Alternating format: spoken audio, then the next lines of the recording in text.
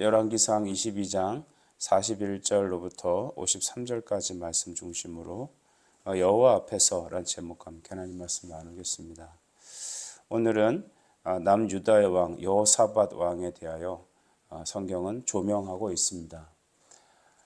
북이스라엘 아합과 그 이후에 있었던 일들을 설명하는 데서 이제 그치고 남유다의 여호사밧 신앙의 사람 여호사밧 왕에 대해서 말하고 있죠.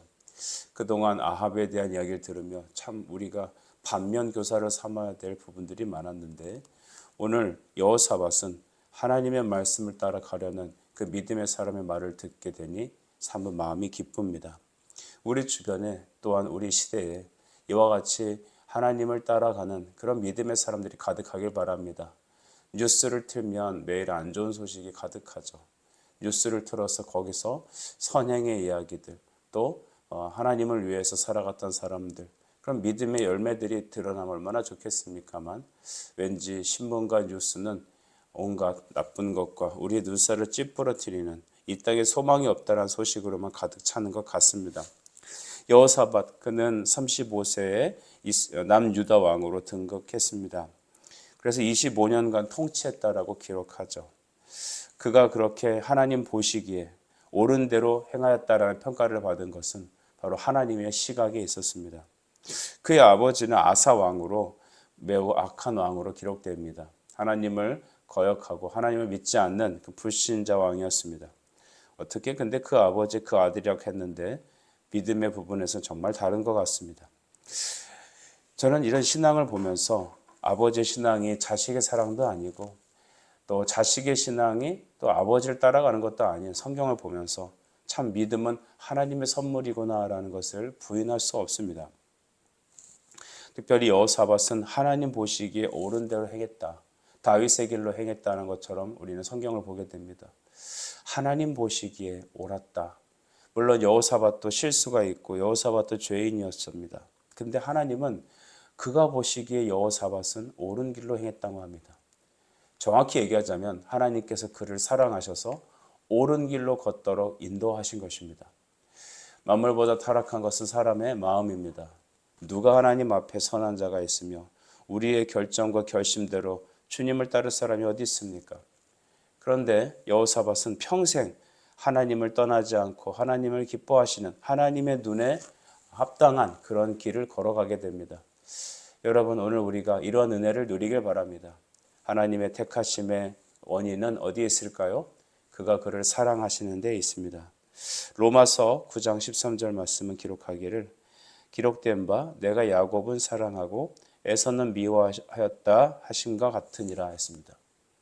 하나님께서는 에서를 미워하였다. 여기서 미워하였다라는 것은 적극적인 미워함이 아닌 유기적 내버려둠을 말하는 것이죠. 야곱은 반대로 적극적으로 하나님께서 그의 인생에 개입하시고 그에게 말씀으로 깨뜨리시며 심지어는 야복강에서 그와 씨름하여 그의 황골뼈를 탈퇴시키는 그렇게까지 하시면서 그를 생명의 길로 인도하신 하나님. 그러므로 우리가 이와 같이 하나님의 눈에 사랑하시는 자 되어 그의 인도를 받는 은혜가 저와 여러분 그리고 우리 자녀들까지 흘러가길 우린 기도합니다. 하나님의 사랑은 그의 택하신 사람에게 주어진다라는 겁니다. 악한 왕이었던 아사와 달리 그의 아들 여호사밧은 하나님을 따르는 하나님의 눈에 보시기에 옳은 사람이었습니다. 하나님의 눈에 옳은 사람은 그러면 무엇이 하나님의 눈에 옳을까요? 무엇 때문일까요? 그것은 말씀을 믿는 그 믿음 때문입니다. 여러분 믿음은 하나님께서 받으실 만한 것입니다. 하나님께서 우리에게 찾으시는 것은 우리가 어떻게 정치를 잘했느냐, 우리가 어떻게 돈을 많이 벌었느냐, 우리가 어떻게 인생을 통하여 어떤 열매를 많이 맺었느냐 라기보다는 우리가 하나님 앞에 믿음으로 서 있느냐라는 그 믿음 하나를 봅니다. 우리에게 찾으시는 것은 하나님이 주신 것을 찾습니다. 즉 하나님이 주신 믿음과 함께 일어났던 일들을 하나님께서는 평가하십니다.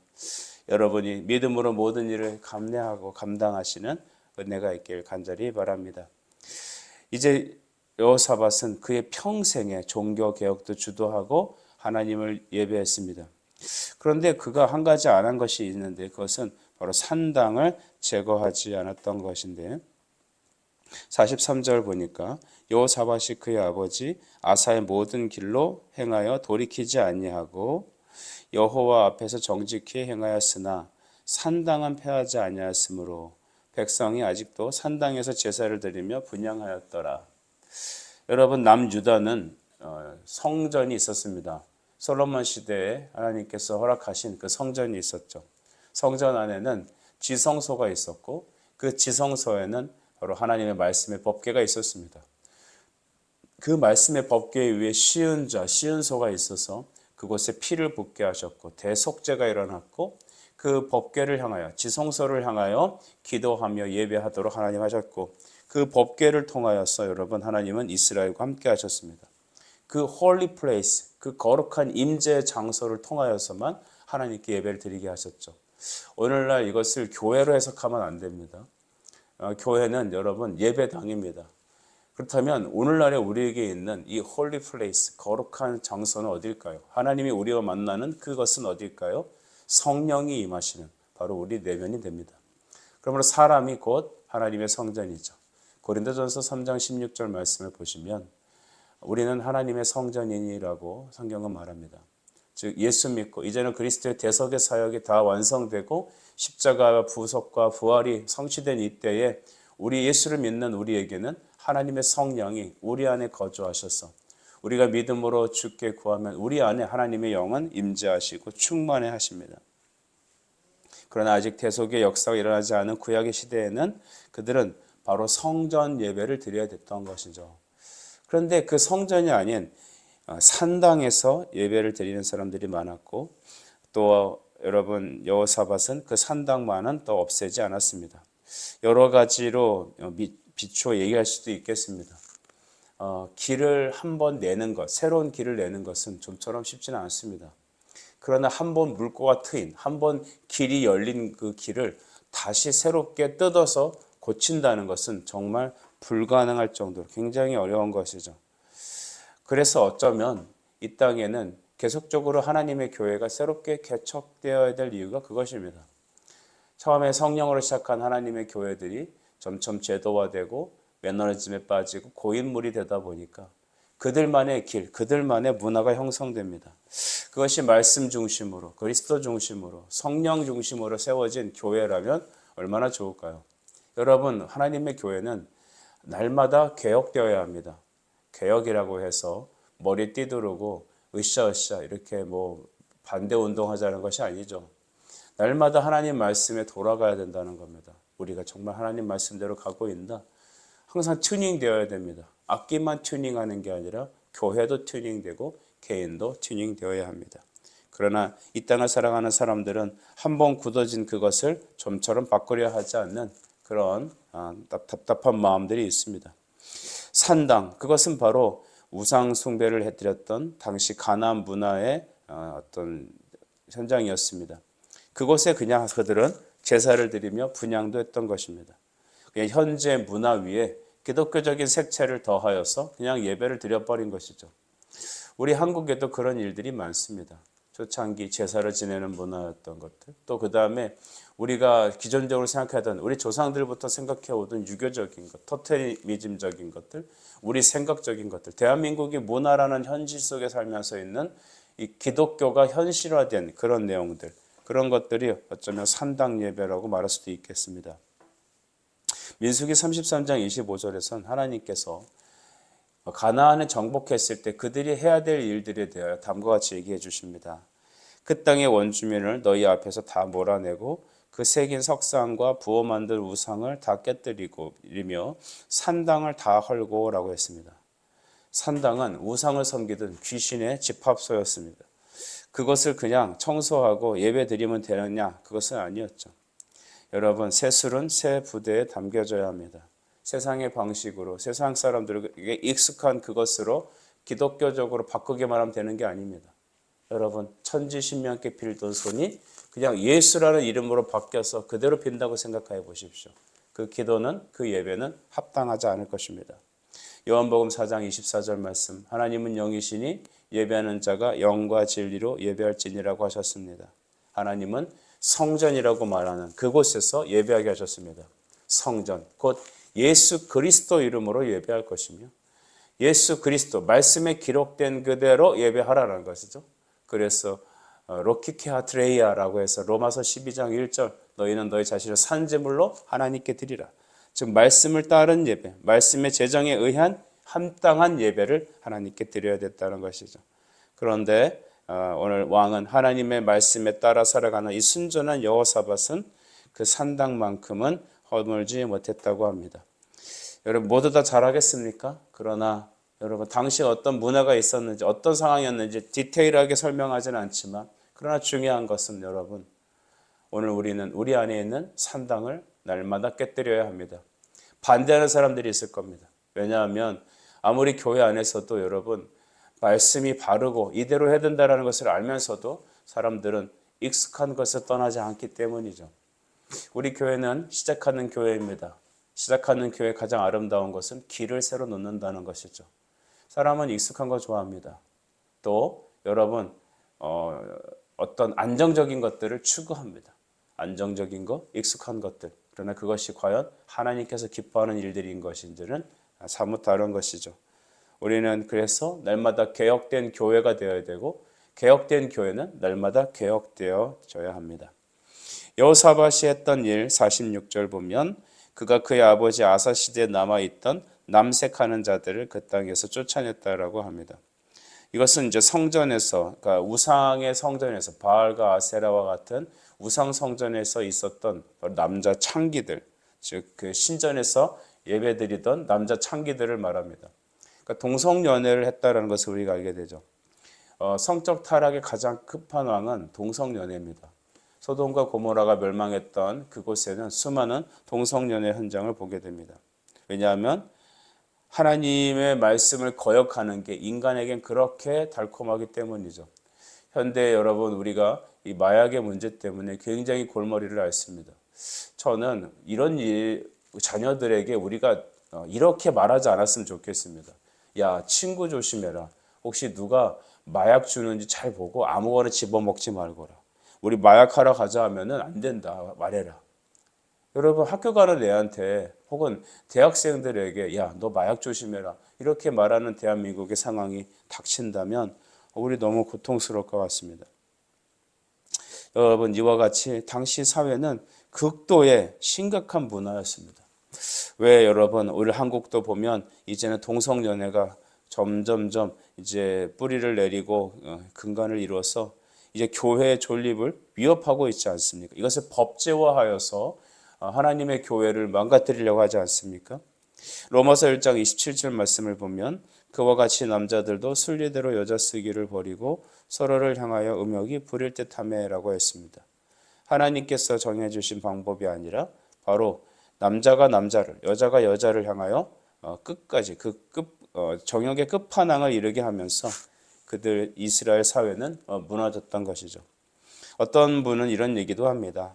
아니 성경에 보면 수많은 죄가 있는데 왜 동성연애만 그렇게 물고 뜯느냐.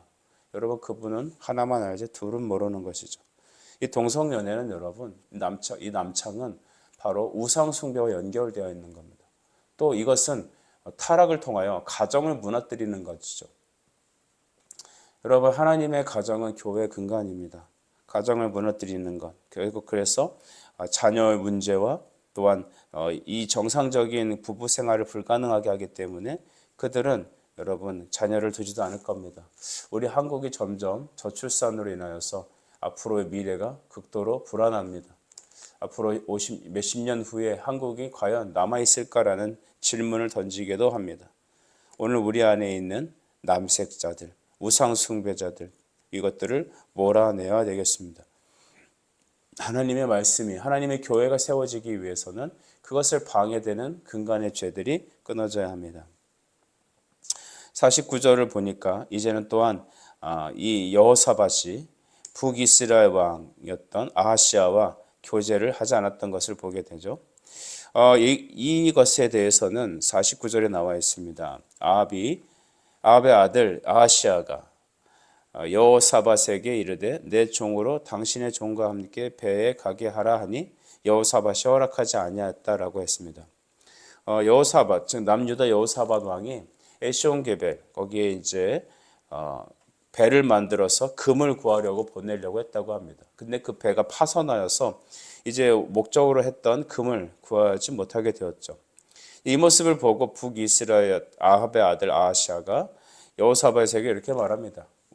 우리 선대에 우리 부모님들이 같이 교제하고 했는데 당신 보니 이 배도 망가지고 원하는 배를 이 금을 못 가고 오지 않습니까?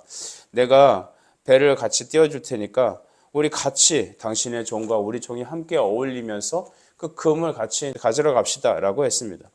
그랬더니 그것을 단호히 거절합니다.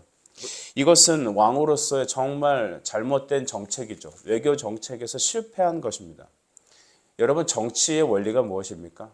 백성이, 국민이 편안히 잘 사는 것이죠. 나라가 부강하게 되는 겁니다. 또한 국방이 안정적으로 유지되는 것입니다. 바로 이 북이스라엘 아합의 아들이었던 아하시아와 이 여호사밧이 교제했다면 얼마나 좋을까요? 선대 아버지들끼리 싸웠던 그 교제를 자식들 안에서도 잘 이어가면 뭐가 됐든지 간에 좋을 거 아니겠습니까? 그런데 이 여호사밧은 그것을 다 놓고 거절해 버립니다. 외교적으로는, 정치적으로는, 경제적으로는, 국방적으로는 이 일이 좋을 것입니다. 자기가 경제적으로도 이 배가 무너졌기 때문에 꼭 금을 갖고 오는 일을 못한다면 여러분, 우리 그 남유다의 경제와 국방은 굉장히 어려워지겠죠. 한국에 지금 방산업체가 굉장히 호황을 누린다고 하는데요.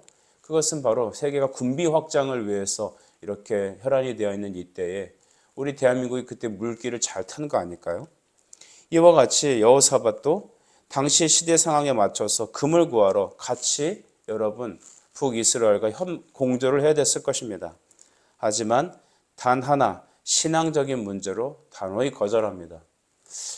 여기에 대한 막대한 리스크들, 막대한 여러분 이 각오를 해야 되겠죠. 하지만 그는 하나님이 먼저였습니다. 여러분, 우리는 하나님이 먼저 되지 않습니까? 우리 삶을 살면서 이와 같이 어쩔 수 없는 선택이라는 명목으로 함께 가야 될 부분들이 있습니다. 어쩔 수 없이 내가 나의 유직을 위해서, 어쩔 수 없이 직장 때문에, 어쩔 수 없이 무엇 때문에 우리는 금전적인 것들, 상황적인 것들에 타협할 때가 너무나 많습니다. 그런데 어째서 여호사밧은 이 북이스라엘 왕과 교제를 거부했을까요? 나만 신앙생활 잘하고 하나님 잘 믿으면 됐지. 이것은 외교적인 거 아닙니까? 이것은 여러분 당장 금이 필요하니까 이 일을 꼭 해야 되는 거 아닙니까? 당장 탱크를 들여와서 나라에 깔아놔야 되는 거 아닙니까? 그런데 여호사밧에게는 하나님이 먼저였습니다. 우리 찬송가 342장 보게 되면 내 친구를 삼가 잘 선택하고 내 언행을 삼가 늘 조심해라 라고 했습니다. 우리 밖에 나갈 때 아이들에게 뭐라고 말합니까? 친구 잘 사귀어야 된다라고 하죠. 여러분은 친구 잘 사귀고 있습니까?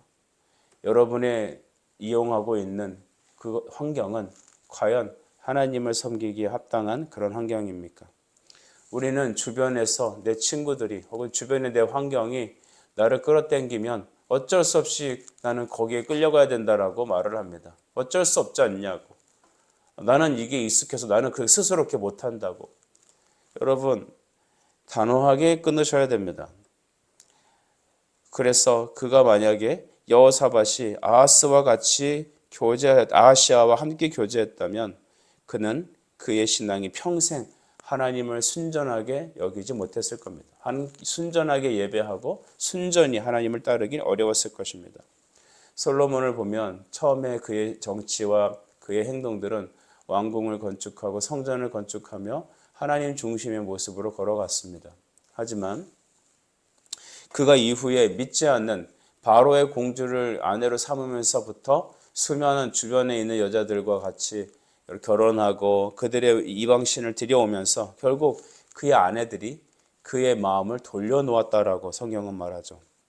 그래서 고린도후서 6장 14절 말씀에 너희는 믿지 않는 자와 멍에를 함께 매지 말라. 의와 불법이 어찌 함께하며 빛과 어둠이 어찌 사귀며 그 친구를 보면 그 사람이 어떤 사람인 줄 알 수 있듯이 하나님을 믿지 않는 자와 멍에를 같이 매지 말라고 했습니다. 즉 인격적 교제를 하지 말라는 겁니다. 어쩔 수 없이 끌려다니는 인생 그만하십시오.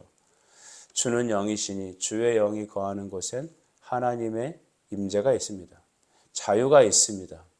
하나님께서 주신 자유, 그것은 더 이상 믿지 않는 그것과 나에게 영향을 줘서 하나님께로 가는 그 모든 마음과 정성과 순종과 믿음을 자꾸만 방해하고 끊어버리는 그 멍에를 깨뜨려 버려야 합니다. 여러분, 진리보다 그는 신앙을 선택하였습니다. 이제 52절 53절은 북이스라엘 왕에 대한 아하시아의 이야기를 하고 있습니다. 그는 북이스라엘 왕에 즉위한 지 2년 동안 통치했다고 합니다. 2년간 통치했다는 거 보니 그의 왕위가 길이 길지 않았고 하나님의 심판이 있었다는 것을 우리 미루어 짐작할 수 있죠. 그의 아버지 아합과 그의 어머니 이세벨처럼 그는 우상의 길을 걸었습니다. 여러분, 이 모습을 보면서 여호사밧과 또 이 아하시아 두 왕을 비교해 보게 됩니다. 마태복음 10장 29절 말씀을 보면 참새 2마리가 한 아사리온에 팔리지 않느냐라고 하셨어요. 너희 아버지께서 허락하지 아니하시면 그 하나도 땅에 떨어지지 아니하리라라고 하셨습니다. 하나님이 허락하셔서 그 믿음 주시고 마음 주셔서 남유다 여호사밧은 하나님을 순전히 따라가려 했습니다. 한때 경제적인 군사적인 문제가 위기가 있었지만 또한 유혹도 있었지만 그는 단연코 북이스라엘 아하시아와 교제를 끊어버렸던 겁니다. 하지만 아하시아는 계속해서 그 길을 걸었죠. 여러분, 죄는 전가됩니다. 가문에 흐르는 저주를 끊으라는 말이 아닙니다. 우리의 팔자 소관을 고쳐야 된다는 얘기를 말하지 않습니다. 우리 조상으로부터 아합에로부터 그 또한 아담으로부터 내려오는 그 모든 원죄는 항상 우리 안에서 끊어져야 합니다. 죄는 전가되나 그러나 예수 그리스도는 그 죄를 가져가시고 우리에게 의를 선사해 주십니다. 그러니 오늘 우리에게 주신 그 믿음을 높이 들고 하나님께 나아갑시다. 또한 우리가 죄 가운데 흘러갈 수 있는 아하시아와 같은 이웃들은, 아하시아와 같은 환경들은 단호히 예수님의 이름으로 교제하지 맙시다. 다만 하나님과 교제하며 하나님의 임재를 사모하고 평생 하나님 앞에 가는 그날까지 기도하기를 계속하며 예배하며 주를 섬기는 그런 여러분의 가정과 자녀 되시기를 간절히 축복합니다. 기도드리겠습니다. 하나님, 은혜를 감사합니다. 오늘 이 말씀을 통하여 여호와 앞에서 살아갔던 한 남유다의 왕 여호사밧을 바라봅니다. 다 잘한 것은 아닙니다만 하나님께서는 그를 옳다고 평가하셨습니다. 하나님이 평가하시는 기준 곧 믿음이오니 주여 우리에게 믿음 주셨으니 그 믿음의 잔 높이 들고 주께 나아가게 하여 주옵소서. 예수님의 이름으로 기도드립니다. 아멘.